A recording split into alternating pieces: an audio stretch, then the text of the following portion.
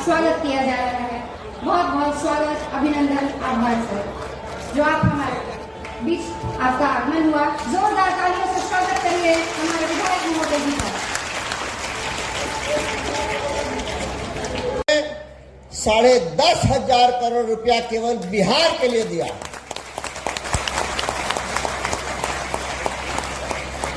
बिहार हमारे नेता आदरणीय प्रधानमंत्री जी की प्रार्थना से कोई बात करते हैं, वो सबका साथ, सबका विकास, सबका विश्वास और सबके प्रयास की बात करते हैं। और हमारे मोदी जी का मानना है कि ये 4 वर्ग आगे बढ़ गया, ये 4 वर्ग विकसित हो गया तो हिंदुस्तान विकसित हो गया। और आप लोगों के विश्वास के आधार पर, आप लोगों के मेहनत, परिश्रम, सेवा के बल पर हमारे मोदी जी ने यह संकल्प लिया है कि आजादी का 100वां साल 2047 में जब पूरा होगा तो भारत विकासशील राष्ट्र नहीं बल्कि दुनिया के सामने खड़ा कर देगा। मैंने एक बात कहा कि अंग्रेजों को भी भारत के लोगों के मेहनत पर वो पूर्व हिंदुस्तानी ही होगा, पूर्व भारतीय ही होगा। तो जहां के लोगों का लोहा अंग्रेजों ने माना, यहां के लोगों को ले गए खेती करने के लिए, खेती करके उस वहां के लोगों के विषय में इस देश के एक खानदान के लोग सोचते हैं कि यहाँ के लोगों की बुद्धि एकदम से कम है, यहाँ के लोग मेहनती नहीं है, आलसी है। लेकिन हमारे प्रधानमंत्री जी को पूरा विकास हो जाएगा। तो पहले जिन लोगों ने देखा होगा, अगर बीच में काम के दौरान वो यहाँ नहीं आए होंगे तो गुरारू स्टेशन को पहचान नहीं पाए। उनको लगेगा नहीं कि ये स्टेशन ऐसा था, ऐसा कैसे हो गया। ये मोदी जी की देन है, मोदी जी के कारण ऐसा हो गया। तो साथियों, इसी तरह से एक बात और आपको सूचना के तौर पर बता दूं कि अभी सोननगर से लेकर अंडाल तक, कलकत्ता से थोड़ा पहले डीएफसी का काम चल रहा है, शुरू हो गया, टेंडर हो गया उसका। वो जो लाइन होगा वो केवल मालगाड़ियों के लिए होगा, डेडिकेटेड होगा, उस पर केवल मालगाड़ियां चलेंगी, इसीलिए उसका नाम है डीएफसी, डेडिकेटेड फ्रेट कॉरिडोर। वो लाइन जब तैयार हो जाएगी तो मालगाड़ियां भी समय से चलने लगेगी, इसलिए कि उनके लिए अलग लाइन होगा। और पैसेंजर गाड़ियां जो लेट होती हैं वो भी समय से चलने लगेगी। इसकी भी चिंता हमारी सरकार ने, हमारे प्रधानमंत्री जी ने किया है। सोननगर से इधर के भाग का टेंडर भी हो चुका, निविदा हो चुकी। तो रेलवे के संबंध में हम लोग तो जब से होश संभाले तब से बहुत बहुत धन्यवाद, सबको धन्यवाद। आप लोग यहाँ उपस्थित हुए, हमारे नेता को सुनेंगे, इसके लिए भी आप लोगों को धन्यवाद। आप लोगों की उपस्थिति इस कार्यक्रम के महत्व को बढ़ाने के लिए बराबर के हकदार हैं, बराबर के सम्मान के भागी हैं आप। इन्हीं शब्दों के साथ आप लोगों को बहुत बहुत धन्यवाद। और माफी चाहूंगा कि मुझे कम से कम 15-20 मिनट तो लगेंगे रफीगंज जाने में। कल्पना कर लीजिए, मैं अभी यहाँ से बोलकर रफी 2 घंटे के बाद गाड़ी मिलेगी, 3 घंटे के बाद, तो कोई इंतजार करता है क्या? पहले तो करना पड़ता था कि नहीं? पहले करना पड़ता था ना। तो आप समझ जाइए कि कितना विकास एनडीए के शासनकाल में हुआ। पहले के सरकार की सोच क्या थी? रोड का कर मजा, रोड का है खाती, रोड हो जाए तो बाजार घूमे के खाती। लेकिन हमारी सरकार ने कहा कि सड़क केवल संपर्क का साधन नहीं है, सड़क आने जाने का केवल जरिया नहीं है, सड़क होने से रोजगार पैदा होता है। ये यहाँ के लोगों ने महसूस किया होगा।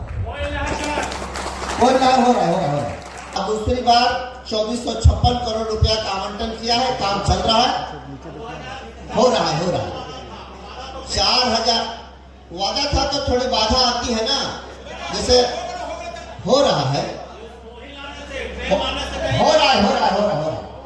बिना हुए 4,000 करोड़ का एक खर्चा होता हो रहा है, तभी तो हो रहा है। ऐसे में हम सुने थे कि आने वाली है, तो जैसे आप सोचते हैं कि हम बेटी का शादी इसी साल कर लेंगे, दौड़ते हैं, पूरा रिश्ता तय नहीं होता है, 2 साल हो जाता है, 3 साल हो जाता है, हो रहा है ना। अगर नहीं होना होता तो भारत सरकार। मैं इस कार्यक्रम में देश भर से जुड़े सभी साथियों का अभिनंदन करता हूं। हमारे साथ 500 से अधिक रेलवे स्टेशनों और 1,500 से ज्यादा दूसरी जगहों से लाखों लोग जुड़े हैं।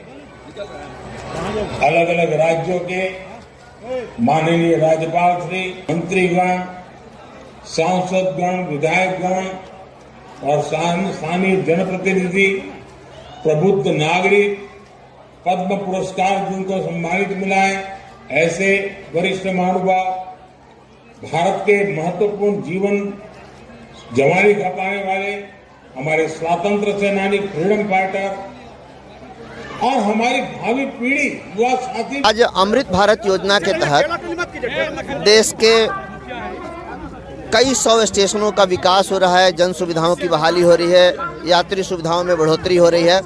उसी के तहत गुरारू स्टेशन पर भी 14 करोड़ रुपए की से भी अधिक की लागत से यहाँ स्टेशन का विकास, यात्री सुविधा में बढ़ोतरी आदि का काम हो रहा है। और ये काम जब पूरा हो जाएगा तो गुरारू स्टेशन पहचान में नहीं आएगा, इतना विकास हो जाएगा।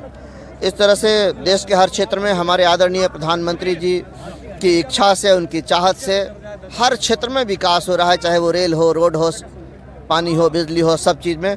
उसी प्रकार से रेलवे में भी आज गुरारू स्टेशन पर कार्यक्रम आयोजित है।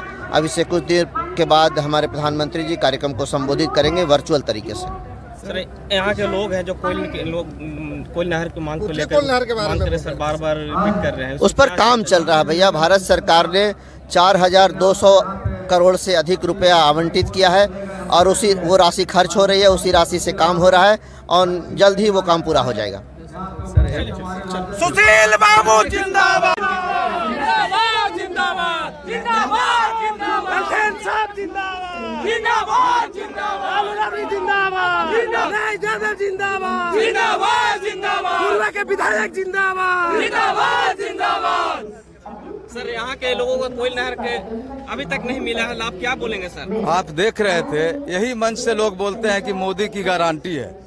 एक किसान को अगर गारंटी ले लें तो देश मेरा सुधर जाएगा, ये सिर्फ जुमलाबाजी है। आप जान रहे थे कि 5 जनवरी 2019 को यही प्रधानमंत्री जी ने शिलान्यास किया उत्तर कोयल नहर परियोजना का। ये 72 करोड़ की योजना 1974 करोड़ का योजना 72 से शिलान्यास हुआ है। आज तक किसानों को खेत में पानी नहीं गया है।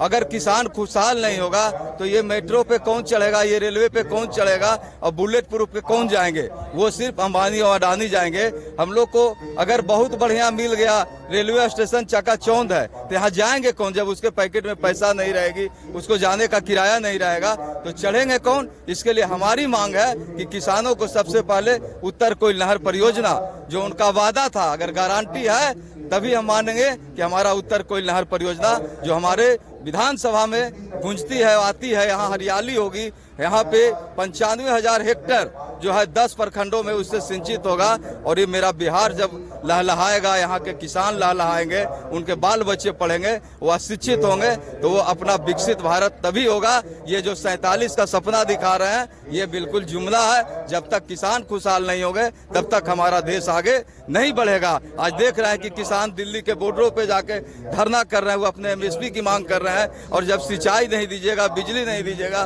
तो कैसे आप विकास कीजिएगा? स्टेशन बना देने से क्या विकास हो जाएगी देश की? ये किसानों को आगे लाना होगा। किसान हमारे इस देश के अन्नदाता हैं, वो भगवान हैं, वो उपजाते हैं तभी अंबानी जी और अडानी जी के भी घर में भोजन बनता है और किसान का उपजाया हुआ अन्न से ही लोग जीवित रहते हैं। सरकार से अभी तक एक भी वैकेंसी नहीं निकला है सर, क्या बताएं? ये तो आप सब लोग समझ रहे हैं कि जुमला है। उनका 2 करोड़ का वादा कहाँ चला गया? 15-15 लाख कहाँ चला गया? आज बिहार की जनता दिखा दी कि हमारे नेता 20 तारीख से जन विश्वास यात्रा पे जब निकले हैं तो पूरे रोड लेके चौक चौराहा तमाम जगहों पे हर जाति, हर समुदाय, हर लोग, युवा साथी हमारा समर्थन इसलिए कर रहे हैं कि हमारा देश में नहीं बल्कि बिहार पहले बदले, और बिहार बदलाने के लिए सबसे पहले हमारे नेता ने रोजगार की गारंटी दी है और 10 लाख का वादा किए, लेकिन जब वह उप मुख्यमंत्री बने तो 5 लाख उन्होंने आज रोजगार देके इतिहास रचने का काम किए, जो पूरा देश देख रहा है कि एक बार एक विभाग में 2,17,000 किसी ने नियुक्ति नहीं बांटी। सभी लोग अपने लोग जाति और धर्म पे वोट मांगते थे, लोगों को आपस में लड़ा के वोट मांगते थे।